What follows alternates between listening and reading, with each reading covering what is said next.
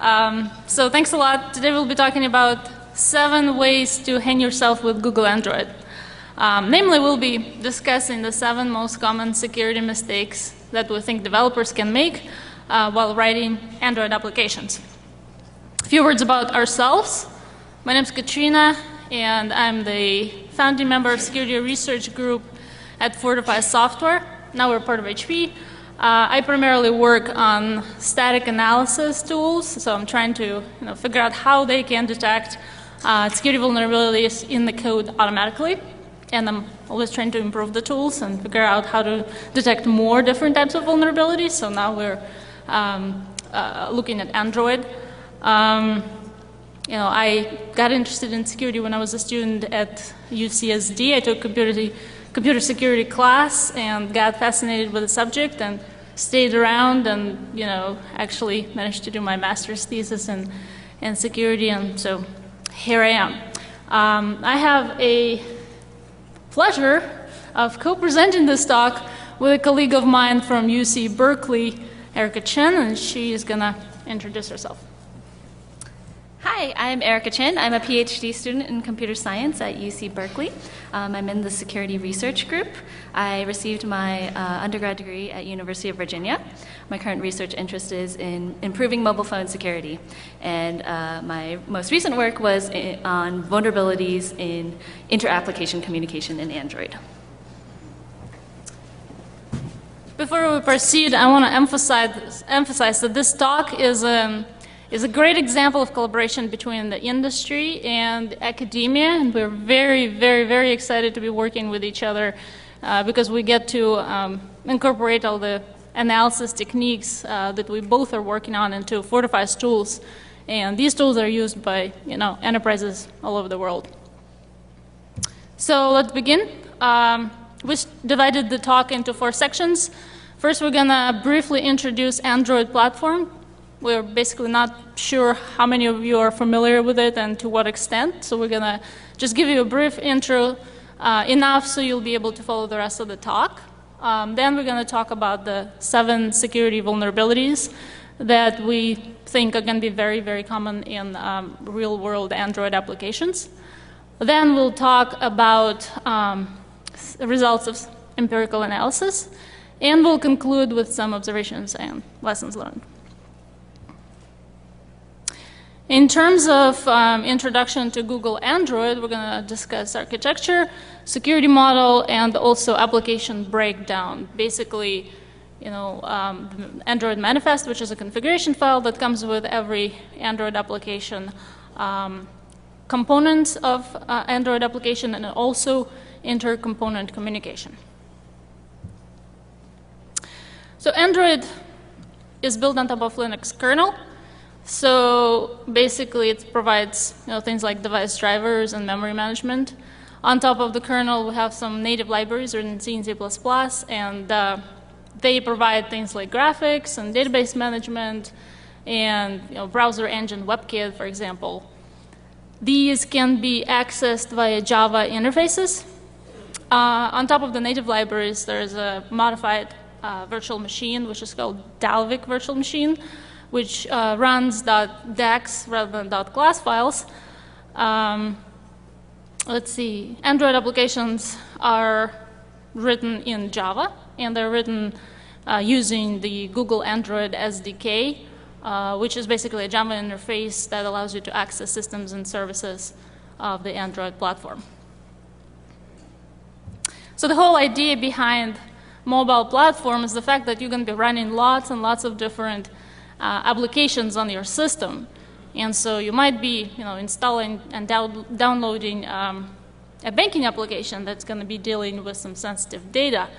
And on the other hand, you might be installing a game application right next to it and running on the same system. And you obviously don't want your game application to be able to access the sensitive data that your banking application is operating on.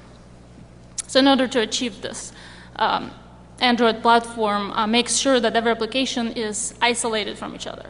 So basically, whenever you download and install an application, every application is given a unique UID, and therefore each application runs as a separate process, in a separate VM.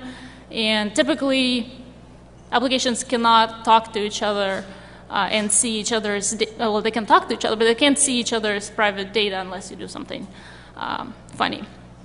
Because the platform is built on top of Linux, Linux-style file permissions apply. But what's specific to Android platform is this whole system of permissions, so provided by Google.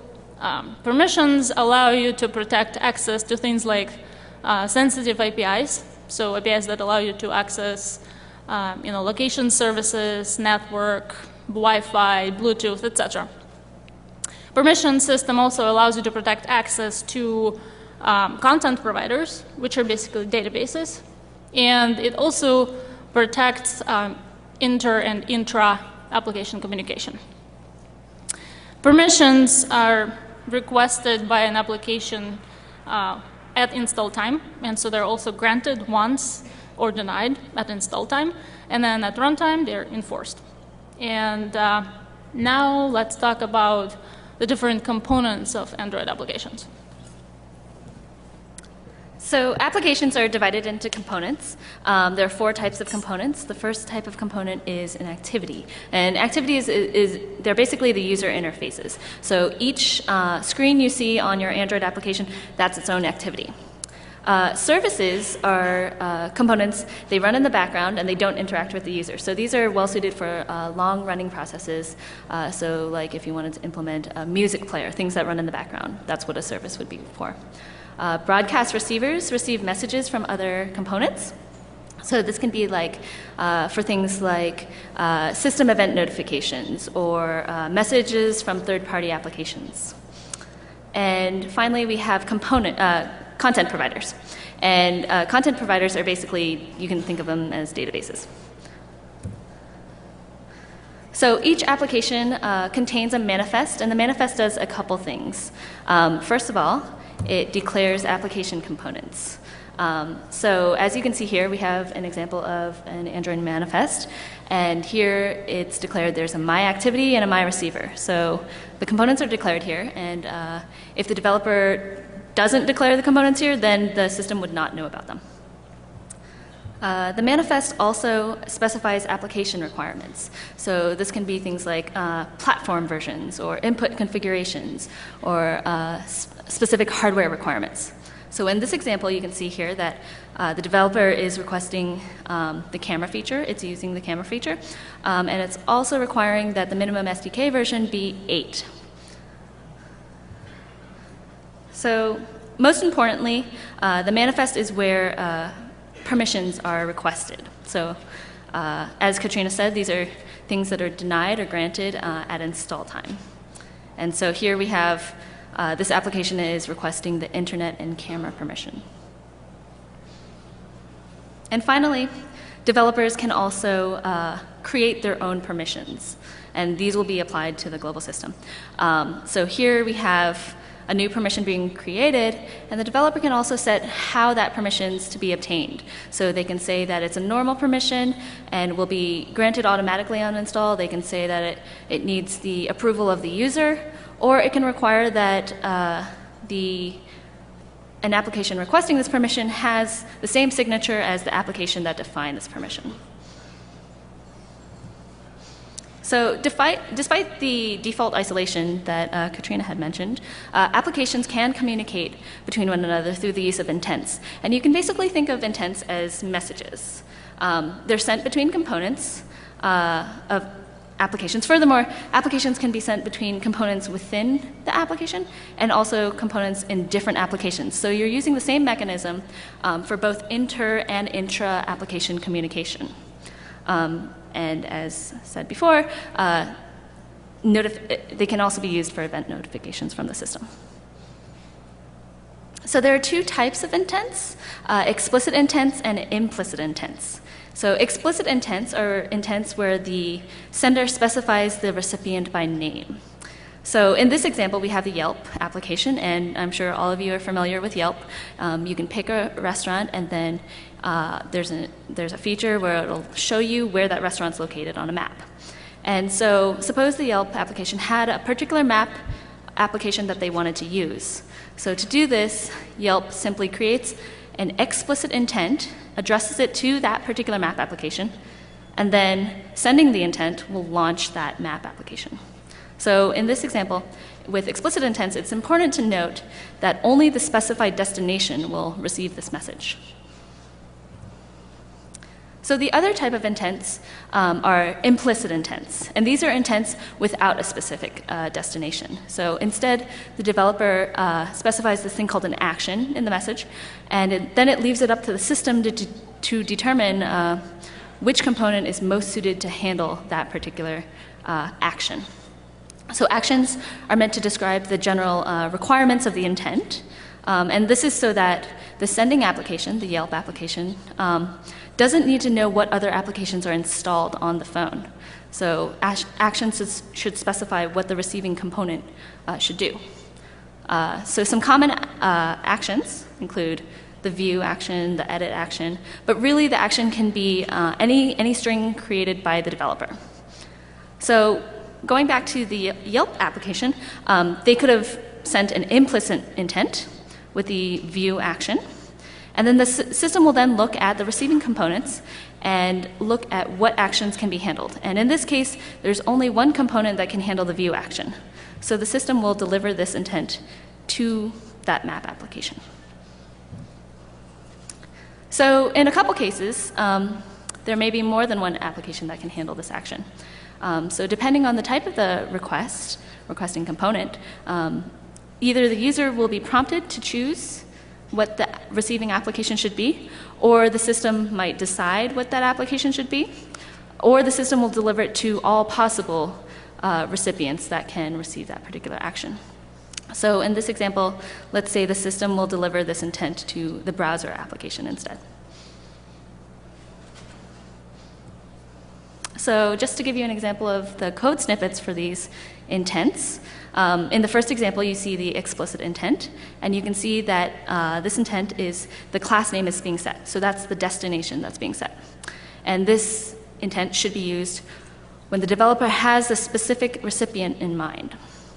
And in the second code snippet, you can see the implicit intent. So the class name is not being set. Instead, an action is being set. And this should be used when the developer just needs some component to handle a specific task. So we have all this intent communication. How can components protect themselves? So components can limit their exposure to intents in two ways. First, components can be made accessible to other applications, so explicitly exported, so visible to all applications, or they can be made private, so only visible to other components within the same application. So the good news is that by default, when you declare components, they're set to being private. However, when a component is registered to receive, that it can receive an action, so it's registered to receive implicit intents, this component is automatically changed to being a public component. And this can be pretty dangerous because it's not something that the developer is explicitly setting, just the status is changing from private to public. And the second way to protect a component is through permissions. So a receiving component can require that a sender has a permission to send to that component. So an example of that second requirement is, so on the right side we have application 2. This has two public components. One retrieves a picture and it requires the retrieve permission. The other one takes a picture and it requires the camera permission. And then on the left-hand side we have an application and it has the retrieve permission. So in this example, the displays picture component in application 1 can send an intent to the retrieves picture component because it has the retrieve permission. It can't send the intent to the takes picture component because it doesn't have the camera permission. So now that I've given you an introduction of Google Android, let's get into the 7 ways to hang yourself with Android. So the most common developer mistakes that will make your application vulnerable. So I'll be talking about unauthorized intent receipt, intent spoofing, and persistent messages, and these are all related to, they're all communication-related vulnerabilities. And then I'll also be talking about insecure storage. And then Katrina's going to be talking about insecure network communication, SQL injection, and overprivileged applications. So the first attack we have here is unauthorized intent receipt. So in this attack, a malicious application intercepts an intent or steals an intent. So this will occur when the intent that's being sent is implicit, so it's public to the system, and it doesn't require that any receiving components have any particularly strong permissions. So what happens in this as a result? Like basically if this intent is stolen, any data in that intent will, the attacker will get that data. And it can also change the control flow of the application. So if the intent was to request a specific display, the user interface and activity, and if an attacker provides that display, now the attacker has control of the screen, and if the user gets prompted to put in their password, then the attacker will steal that information. So as a reminder, on the bottom we have a code snippet of the implicit intent. Here it's the set action is being called. And so one of the examples that we found in our analysis is from the IMDb application. So this application has a feature where the user can request to get showtimes listed for movies in the area. And so to do this, the application has a component, Showtime Search, and it sends information and it sends a request to the results UI, which then will update the user screen. So the user display, the display will either update the screen with the latest showtimes available, or it will say that no showtimes are available at all. So this is an example of what the user might see. Here you can see that there is a couple movies listed, and it'll have times. So the problem with this scenario is that instead of sending a direct explicit intent between these components, the developer chose to use an implicit intent. So it made both the intent and also the receiver public. So in this, just as a reminder, remember implicit intent means it's going to the system is resolving where that destination should be. So all a malicious application needs to do is register another component, say that it can handle the same actions as the legitimate receiving component, and then when this intent is sent implicitly, the system may deliver the intent to the eavesdropping application. So in the case of the IMDb application, the attacker finds out a couple things. The attacker knows that the IMDb application is being used by the user. They know that the user is looking for showtimes, and then any intent, any data in that intent can also be stolen by the attacker. We've seen this vulnerability in other applications as well. There's another bus application that where the user can get information on where a bus is and when it'll next arrive. And in that application, the attacker can eavesdrop on the bus request and determine what the user's location is. So, as you can imagine, this is a very clear privacy violation. So our recommended fix for this problem is to use explicit intents whenever possible. So set the class name. And if you're using a broadcast and you want it to go to multiple recipients, then you can also consider adding permissions to that request. So require that the recipients have a permission. And in any case, regardless of whether the intent is holding any sensitive data, don't unnecessarily expose the data in that intent. So if you're only communicating within an application, you don't need it to go out to the system. You know what the recipient components' names are. So, what just happened? Okay. So the second vulnerability we have is intent spoofing. So in this is the attack is that the malicious application is sending an intent into a legitimate application. So if the legitimate application just trusts the data, trusts the intent, then and it uses the data and the intent, then that would result in data injection. receiving that intent will change the state of the application, that can also occur. And so this problem arises when components are public and they don't require the senders to have any strong permissions. So here we have a reminder of the code. This is a receiver being declared in a manifest. And as you can see here, it's declaring that it can receive this action, my intent action. So it's being made a public component.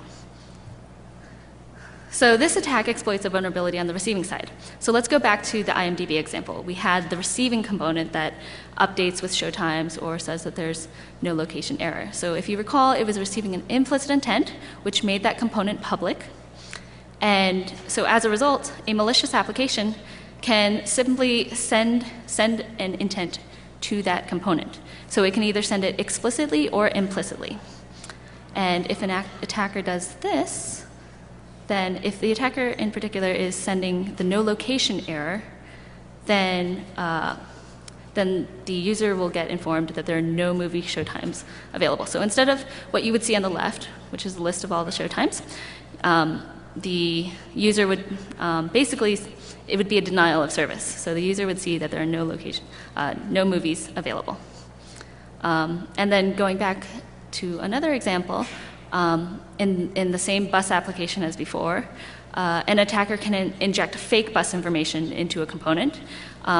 So the user would see, oh, this bus is arriving at X time, potentially a lie. So the user could basically wait for a bus that never arrives.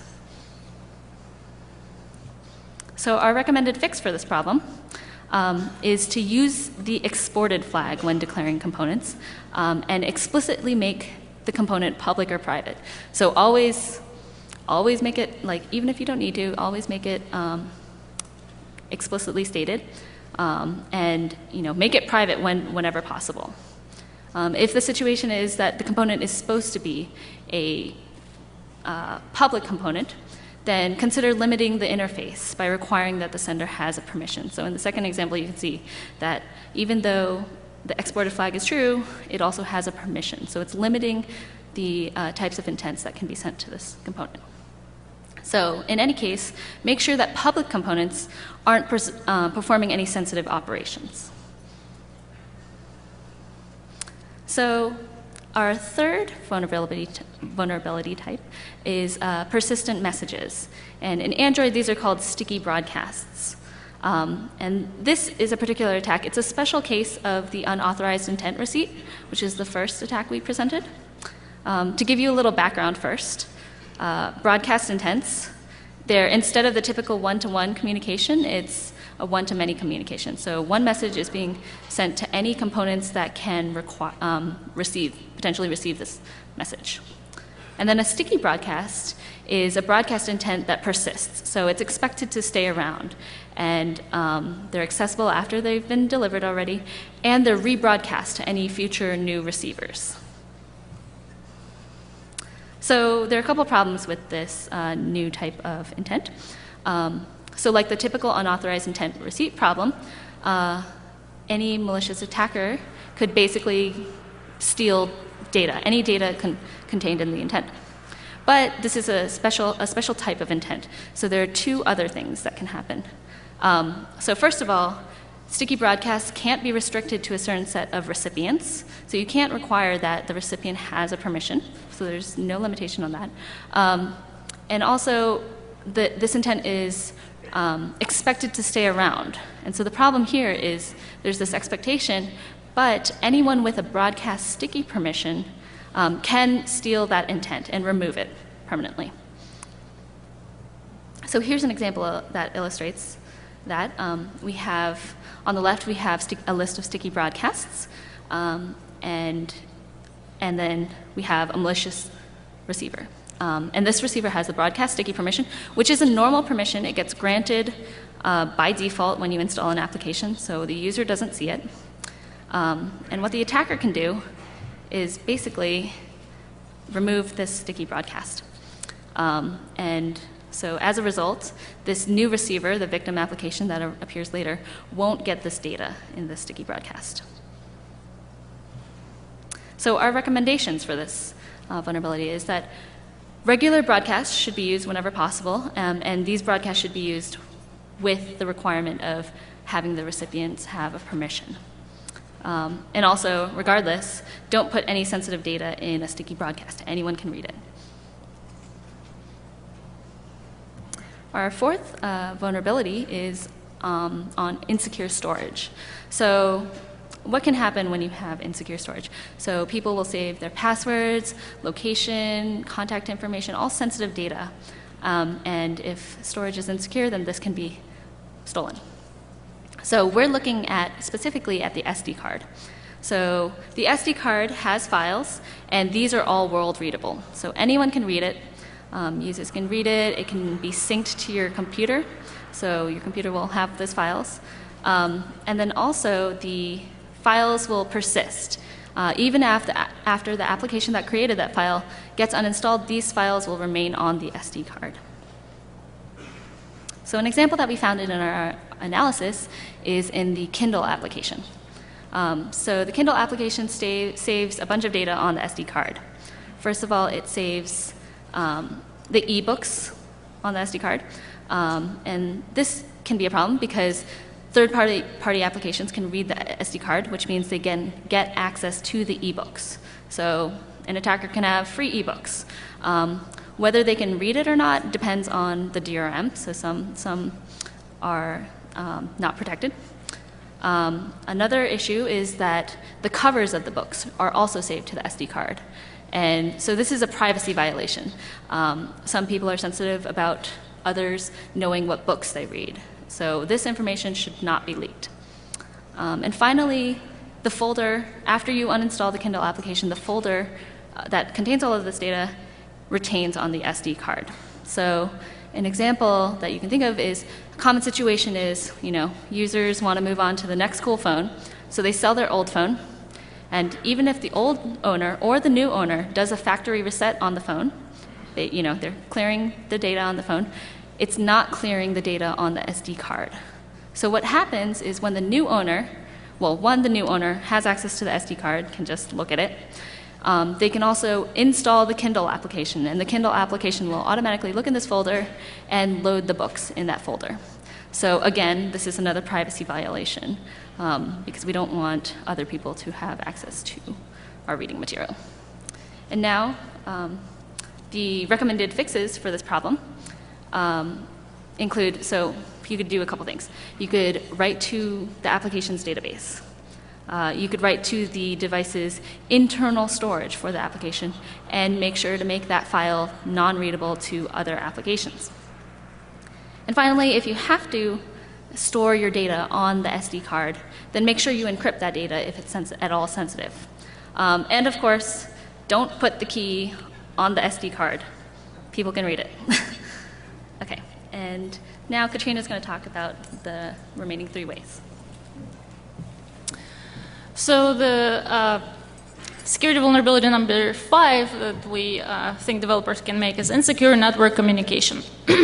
And basically, just like in the case of insecure storage, what we're worried about is leaking sensitive data. Only in the case of insecure storage, we're leaking the sensitive data onto an SD card. In the case of insecure network communication, we're leaking it over HTTP.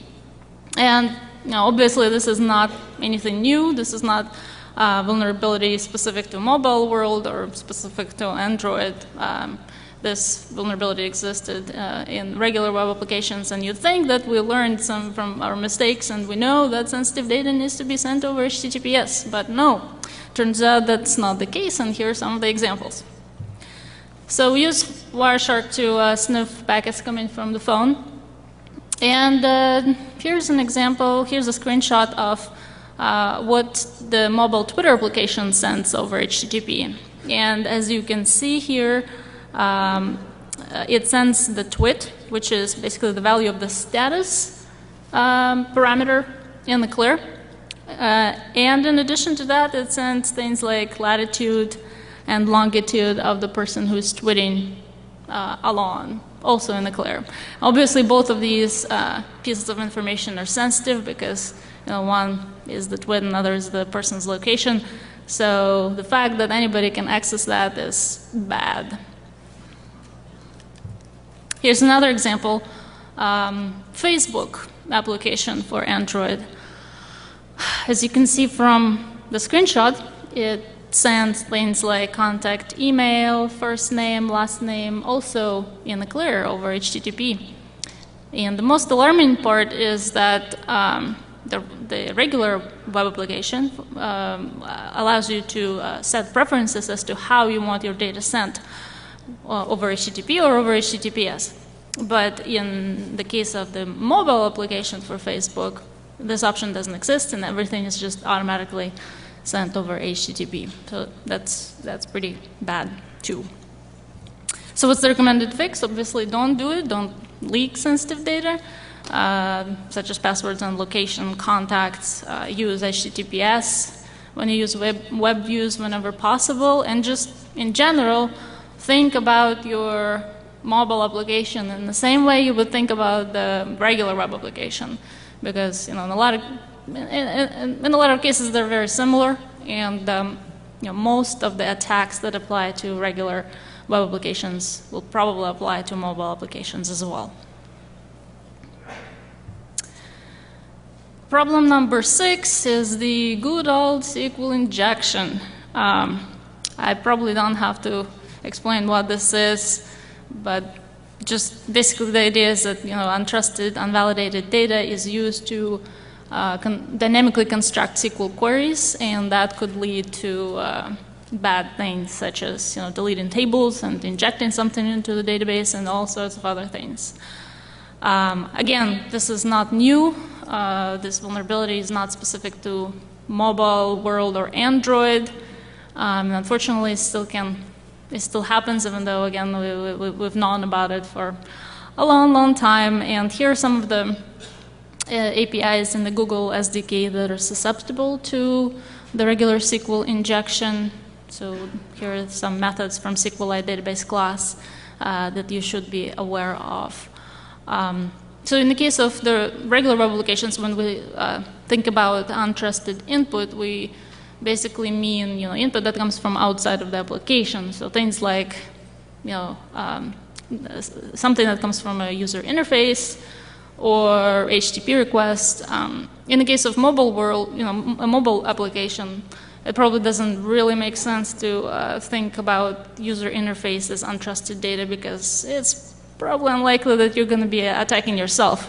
But all other types of untrusted sources still apply. So anything that comes from outside the application, such as if the data comes from a different application, it should be treated as untrusted because that application could be malicious. Or if you're a user, you're browsing the web, you're clicking on some malicious link, and then all of that also needs to be treated as untrusted. A subset of a SQL injection vulnerability that we call query string injection vulnerability is something that doesn't allow you to modify the database, but allows you to view more records than you're supposed to, which basically makes it sort of an access control type vulnerability. And just like in the case of SQL injection, it also happens because untrusted and validated data is dynamically concatenated into a part of a SQL query. So basically, in terms of Android, the difference between the two is the APIs that are exposed to you. Some APIs allow you to specify the entire query as a string. Some APIs allow you to specify parts of the query. And so that's how to differentiate between the two. Here is a specific example. Here is a call to a query API that basically returns invoice records for a product category for a particular customer with a specific customer ID, sorted by the sort column.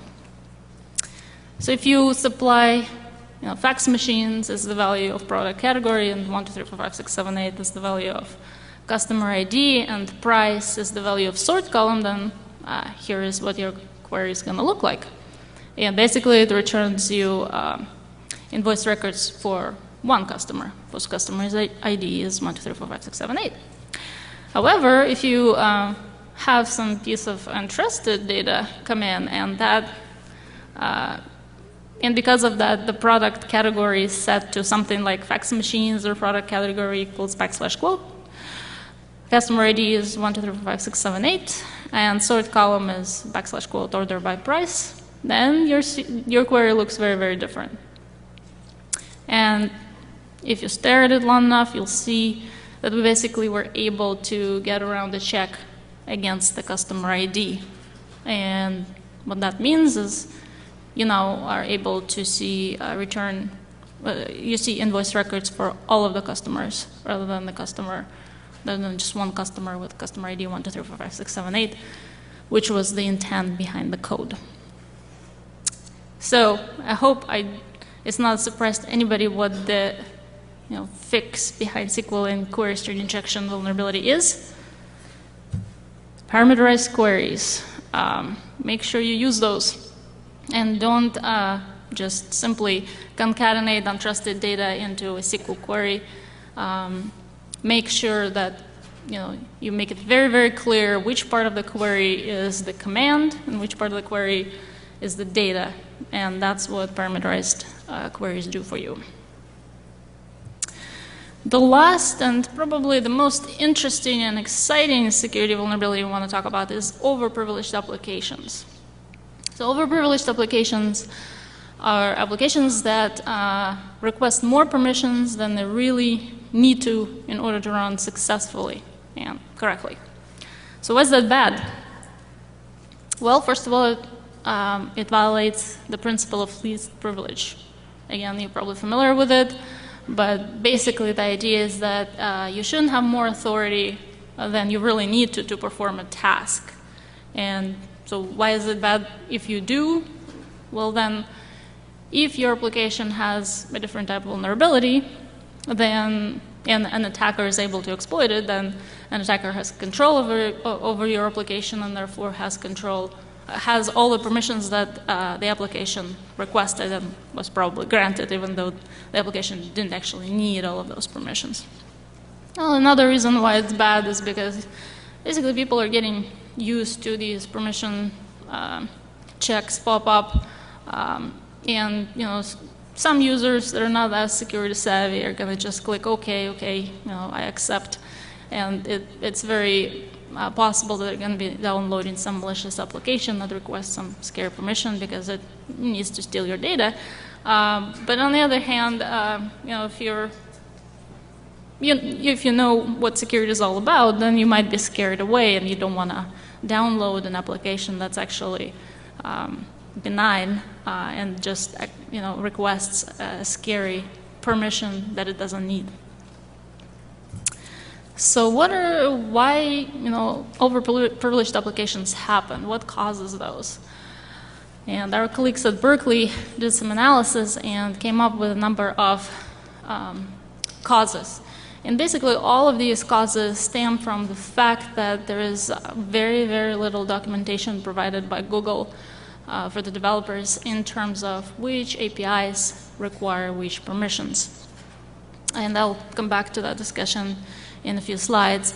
But because of that, developers are left with either figuring this information out by trial and error, or guessing, or turning to message boards. And so here are some of the common causes. One of them is the confusing permission names, and I'll show an example in a second. Others is testing artifacts. So there's a number of permissions that are used for testing, such as mock type permissions, and so you're supposed to remove them after you're done testing, and if you do not remove them, then you end up with an overprivileged application. There's also confusion between accessing a protected API versus invoking an application that accesses a protected API. And again, I'll have an example in a second. Also, there's something we call related methods. So suppose you're a developer and you're accessing this service that has both getters and setters, and only the setters require the permission. But you're only accessing getters, so you actually don't need the permission. But just because you're accessing the service and there is no documentation provided, you might think that you need the permission, and so you request it and end up with an overprivileged application. And finally, message boards and forums actually suggest wrong things. So let's look at some examples. Here's an example that illustrates the confusion between accessing a protected API versus invoking an application that accesses a protected API. So here we have two applications, a camera application, which actually takes a picture and accesses a camera, which obviously means it does need a camera permission. But then there's also an app 1, and all it does is that it asks the camera application for a picture. It doesn't actually take it, doesn't access the camera, so it doesn't need a camera permission. But the developer might think that, well, my application has something to do with the camera, so it probably needs a camera permission. So, and end up with an overprivileged application. And here's an example of that illustrates both the confusing naming and also the wrong suggestions given by forums and message boards. So, for example, if you're registering for an Android NAT Wi-Fi state change intent, then it's suggested that you need an access Wi-Fi state permission, but in reality, you don't. So, what's the recommended fix? Well, the fix is pretty clear. Just don't request more permissions than you really need to. Of course, it's easier said than done, and we think that the first thing that needs to happen is for Google to improve their documentation. But in the meantime, you can use automatic tools that identify overprivilege.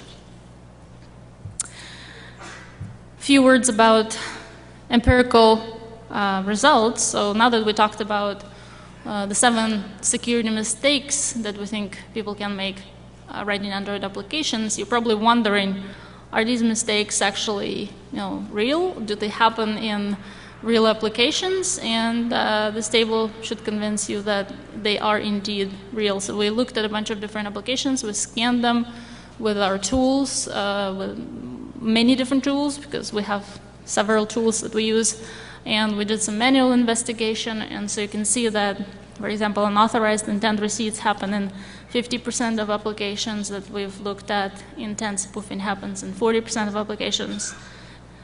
In 6% of applications, we've seen the usage of sticky broadcasts. 28% of applications write some sort of sensitive data to insecure storage onto SD card. 17% have SQL or query string injection, and 31% of all the applications we looked at turned out to be overprivileged. Good question. So the question is, what happened to insecure network communication? We don't, unfortunately, have a good set of data for that. We've talked about the 2 examples that we've seen, and we thought that it's important to mention them, but we don't actually have the data because it's not that easy to find these things with static analysis tools, which is what we've been using. So some challenges that we had to overcome. Coding conventions are in the form of callbacks, and the Java reflection are pretty difficult to handle by traditional static analysis tools. And another big challenge is the documentation. And I was personally shocked to see how little of it is documented, and somehow we're expecting developers to write secure Android applications. And in fact, my colleagues at Berkeley, while they were doing analysis of overprivileged applications, they did analysis of the documentation, and they realized that Android 2.2 documents permissions for only 78 out of 1,207 APIs that the team found. And in fact, 6 out of these 78 APIs were documented incorrectly. So for example, one permission that was mentioned didn't even exist.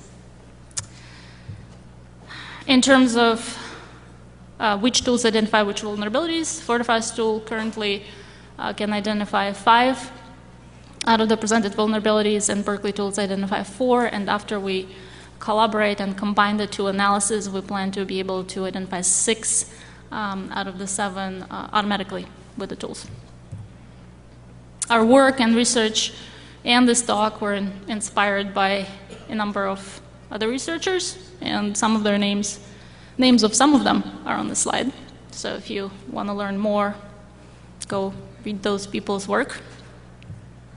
And just in conclusion, we'd like to say that, well, it's clear that Android has a set of security pitfalls itself, and we think that static analysis tools can help developers avoid a lot of these problems. And again, we're very, very excited, Fortify Software and Berkeley, to be working together and incorporating the state-of-the-art analysis into Fortify's tools that are going to be used and are used by a lot of enterprises all over the world. And this is the end of our talk. Thanks very much, and we're open to questions, or you can come and ask us more.